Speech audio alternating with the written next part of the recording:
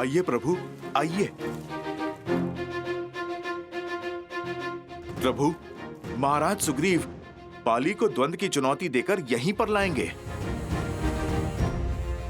प्रभु, इस स्थान से आप युद्ध क्षेत्र पे पूरी दृष्टि रख पाएंगे और आपके लक्ष्य के बीच कोई भी बाधा नहीं आएगी।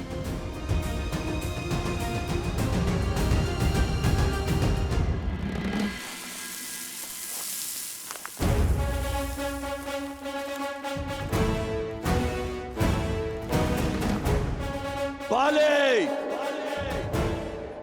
बाहर निकल। कहां चुप के बैठा है कायर? बाले, बाहर निकल, बाहर निकल कायर। बाले, सुग्रीव।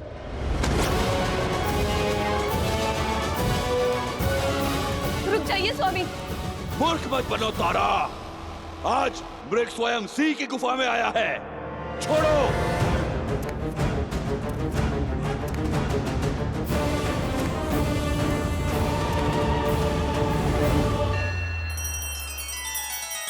श्री रामचंद्र कृपालु भजु मन हरण भव भय दारुणम। नव कंज लोचन कंज मुख कर कंज पद कंजारुणम। सिया राम, सिया राम, सिया राम, सिया राम। आदर्श और मर्यादा की है ये कथा महापावनम। काट मद श्री से मिला दे श्रीमद् रामायणम, श्रीमद् रामायणम। सिया राम, सिया राम, सिया राम, सिया राम।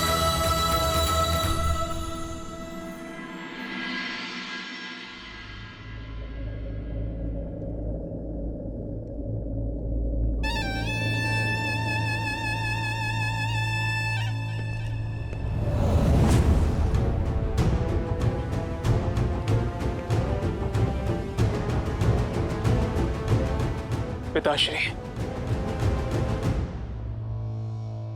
आपसे आज्ञा चाहिए।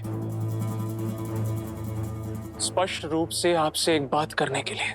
प्रश्न ये है कि जो मेरे समक्ष खड़े होकर मुझसे बात करना चाहता है, क्या वो मेरा पुत्र है या लंका का युवराज? युवराज नहीं पिताश्री, आज यहां एक पुत्र है, अपने पिता से अपने मन की बात करने के लिए आया है। तो निर्भय होकर कहो।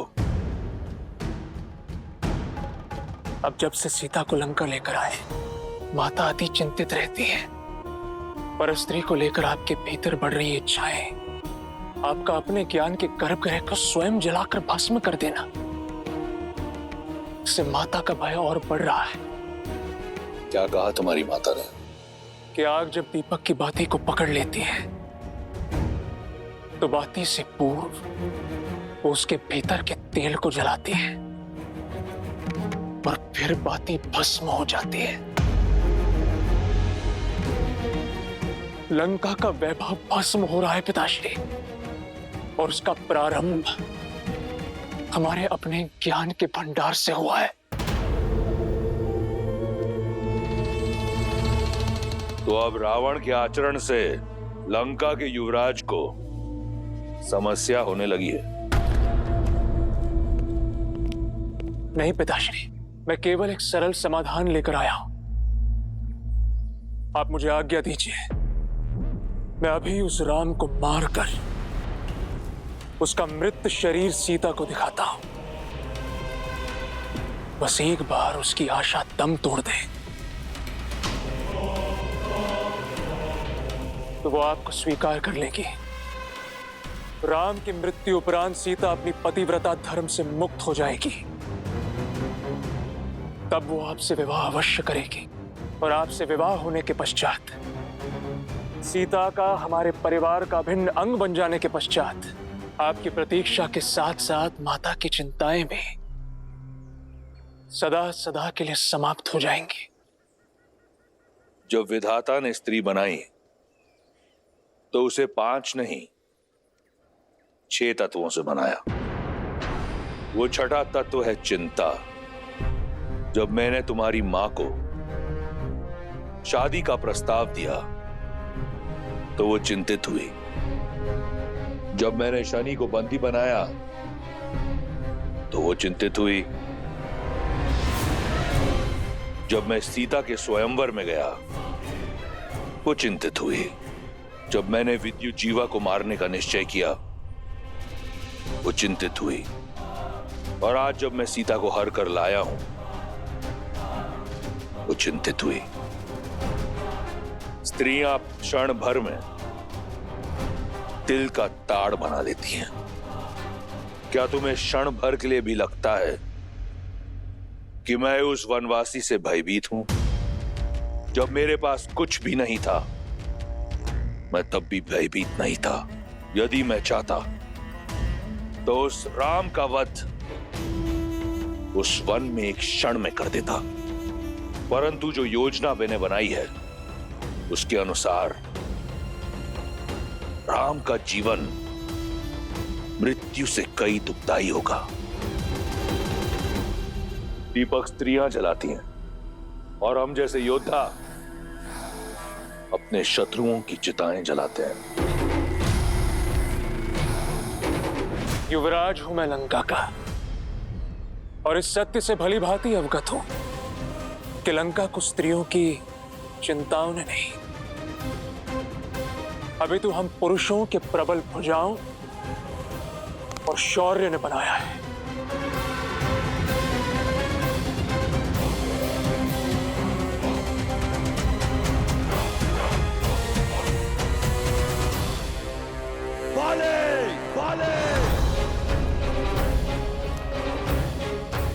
अंगद,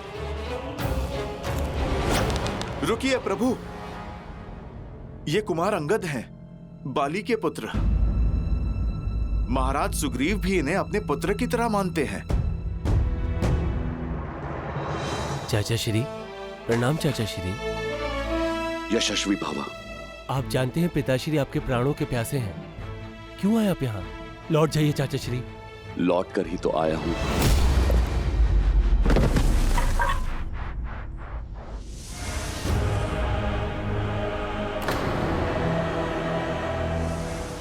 और सीधा उस काल के पास जाएगा जहां से कोई नहीं लौटता। चलो, अच्छा हुआ तुम सामने तो आए, अन्यथा मुझे संदेह होने लगा था कि तुम मेरे कुल के हो या नहीं। ललकार देकर मरोगे तो कम से कम ये कह पाऊंगा कि मैंने एक भगोड़े का आखेट नहीं किया, एक साहसी को वीर गति दी। मेरा कुल कलंक से बच जाएगा। मैं भी यहां युद्ध की मंशा से ही आया हूं, तो मृत्यु प्राप्त करने के लिए सज्ज हो जाओ।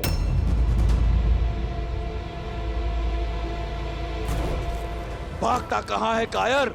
आज तेरा अंत निश्चित है।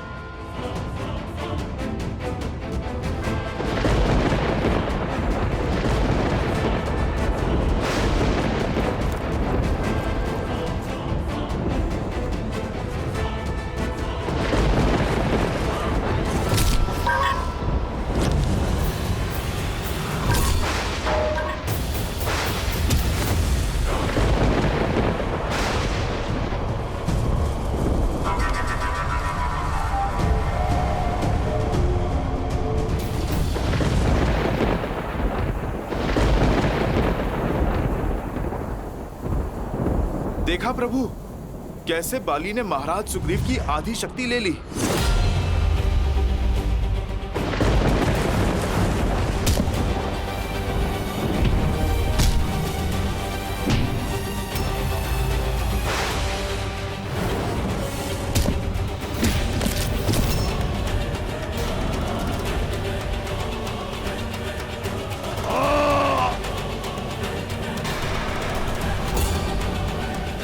बस इतना ही, और बल लगाओ चित्कार में कायर, और चीखो।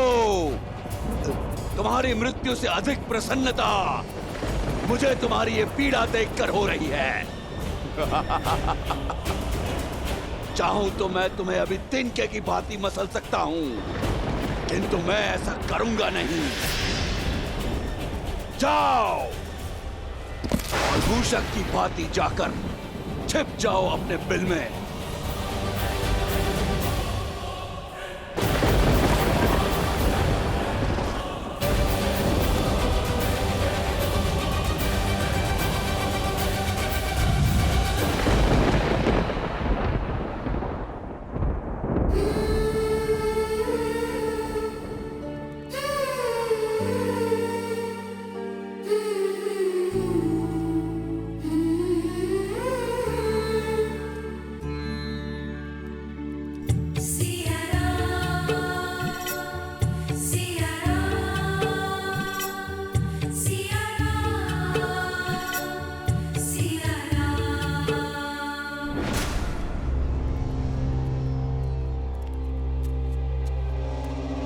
खा लो, मरना तो है ही, भूखी रहकर क्यों? जब तक दशानन प्रसन्न है खा लो, और यदि दशानन रुष्ट हो गए तो ना भोजन मिलेगा और ना जल, और ना ही जिसके नाम की तुम रट लगा के बैठी हो वो राम कभी आएगा। लंका अवश्य सोने की बनी है पर मकड़ी के पाश की भांति है। रहस्यों का पिटारा है ये लंका। जन्म यहाँ लिया, जीवन यहाँ बिताया, और हमें भी नहीं पता कि ये लंका कितनी बड़ी है और इसमें कितना रहस्य छुपा है। यदि तुम्हारा राम तैरते डूबते यहाँ तक आ भी गया तब भी तुम्हें खोज नहीं पाएगा वो। दशों लोकों के स्वामी लंकापति महाराज दशानन पधार रहे हैं।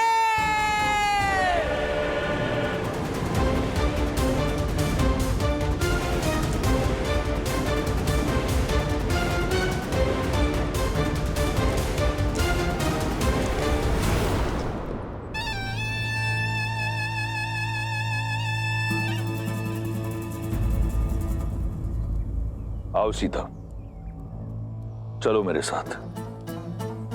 ये मेरा सबसे प्रिय अनुज, मेरा सबसे घनिष्ठ मित्र, मेरे पुत्र समान और मेरा सबसे विश्वासप्रद मंत्री विभीषण है। ये एक वनवासिनी का हरण करने वाले राक्षस का आदेश नहीं, लंकेश दशानन रावण का अयोध्या की महारानी से विनम्र निवेदन है। इसलिए राजधर्म और नीतियों का पालन करते हुए मैं अपने मंत्री को अपने साथ लाया हूं। मिथिला नरेश की मैथिली हो तुम, अयोध्या की रानी हो तुम। एक राजा का निमंत्रण अस्वीकार करना अयोध्या की नीति नहीं। क्या अयोध्या की रानी अपने राजधर्म से विमुख हो जाएगी? नहीं। आओ मेरे साथ, ये लंकेश तुम्हें लंका की भव्यता दिखाना चाहता है।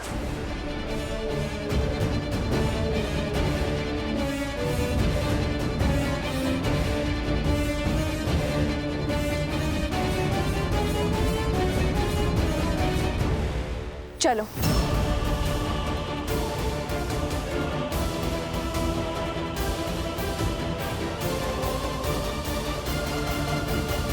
महादेव, रावण सीता को कहां ले जा रहा है? उद्देश्य क्या है उसका? अहंकार। अहंकार का केवल एक ही उद्देश्य होता है देवी, स्वयं को दूसरों से अधिक श्रेष्ठ दिखाना। और रावण का प्रत्येक कर्म देवी सीता के समक्ष स्वयं को श्री राम से अधिक योग्य सिद्ध करने का प्रयास ही तो है, जिसमें वो सफल नहीं होगा। क्योंकि मन में मैल लेकर अनुचित कर्म करने का कितना भी प्रयास किया जाए, उसका फल कभी उचित नहीं होता। रही बात देवी सीता की, तो मिथिला से मिले संस्कार और अयोध्या की गरिमा को अपने आंचल में लपेटे प्रभु श्री राम से मिले प्रेम के बल के सहारे देवी सीता हर बाधा को पार कर जाएंगी। एक बात समझ नहीं आई महादेव, जिस राम नाम के सहारे सीता अयोध्या के राज धर्म का मान रखने के लिए रावण जैसे महापापी के साथ जा रही हैं, वही मर्यादा के पर्याय श्री राम ने अपना मित्र धर्म क्यों नहीं निभाया? बाली को मारने का वचन पूर्ण क्यों नहीं किया? मूक दर्शक बन सुग्रीव की व्यथा देखते रहे। क्यों महादेव, क्यों? देवी अत्यंत व्यथित प्रतीत होती हैं। मर्यादा पुरुषोत्तम है श्री राम, और मर्यादा पुरुषोत्तम की मर्यादा पर कभी संदेह नहीं करते देवी। श्री राम जो भी करते हैं उसके पीछे सदैव एक बड़ा उद्देश्य छिपा होता है। सुग्रीव की सहायता क्यों नहीं की, इसका उत्तर भी शीघ्र मिल जाएगा।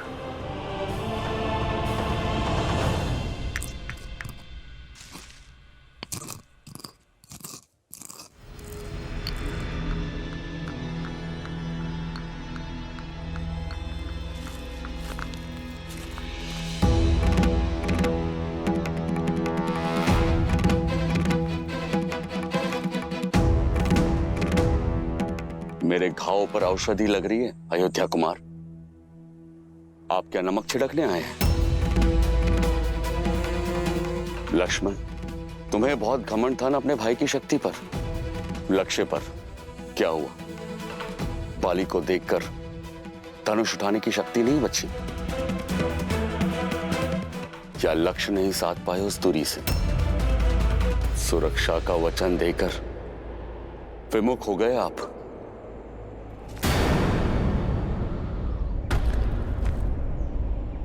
पर आपका भी क्या दोष? बाली के बल से बड़े बड़े योद्धा भी भयभीत हो जाते हैं। आपके हाथ भी भय से कांप गए होंगे। सीमा मत लांघिए वानर राज।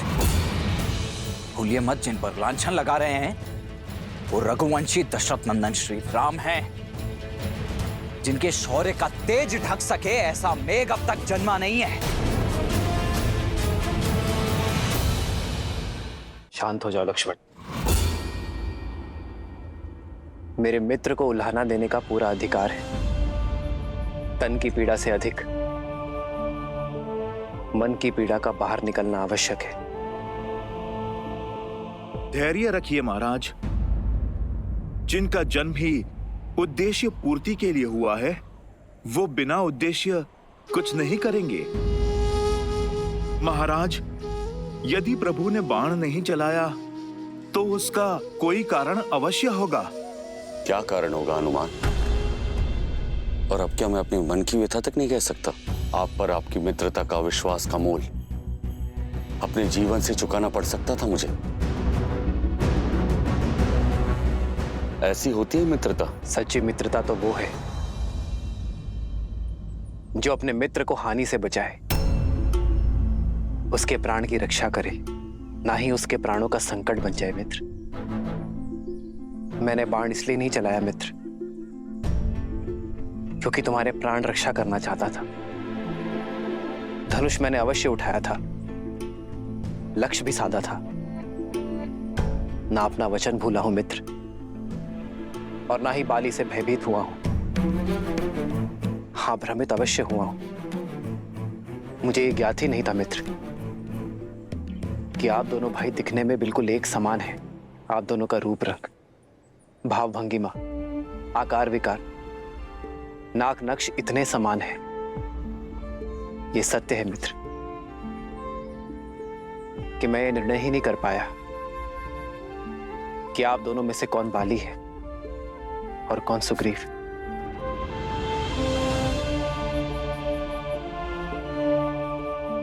भय था मुझे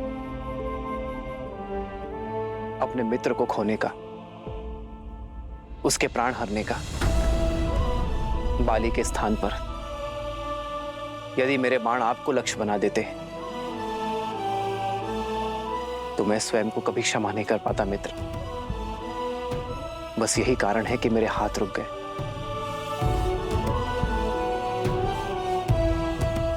आपके दुख का आभास है मुझे मित्र, मेरे कारण आपके तन और मन को जो पीड़ा सहनी पड़ी है उसके लिए मैं क्षमा प्रार्थी हूं मित्र।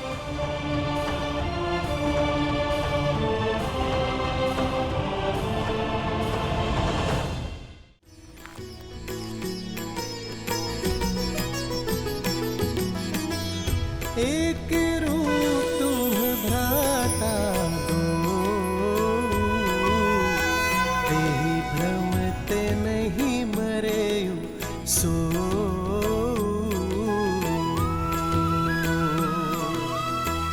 कर पर सासु ग्रीव शरीरा, तनु भाकुलिस गई सब पीरा।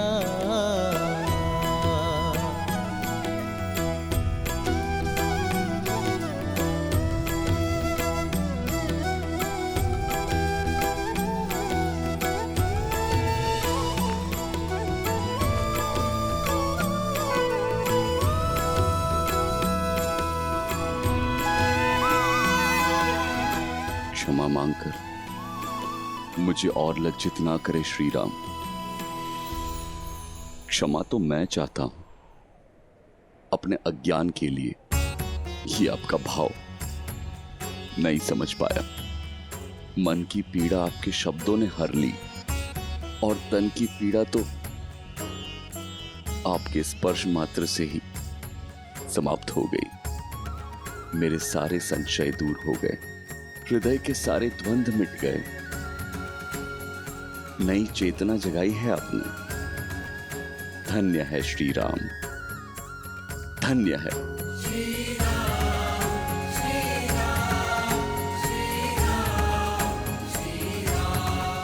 बताइए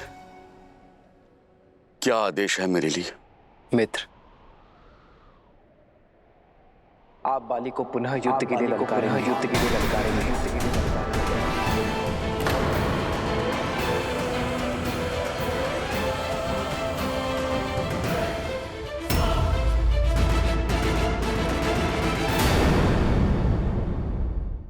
बाले, बाहर निकल, युद्ध कर मुझसे। मत जाइए, कहीं ये संकेत तो नहीं किसी आघात का। वानरराज सुग्रीव को पुष्पों की माला पहना तो दी है, परंतु बाली एक बार पुनः बाहर आएगा। अवश्य आएगा लक्ष्मण। उसे सुग्रीव की ललकार नहीं, अहंकार की पुकार यहाँ लेकर आएगी। श्रीमद् रामायण के सभी एपिसोड्स फ्री देखने के लिए हरिओम ऐप डाउनलोड करें एंड्रॉइड के प्ले स्टोर या iOS के ऐप स्टोर से, या हरिओम यूट्यूब चैनल सब्सक्राइब करें।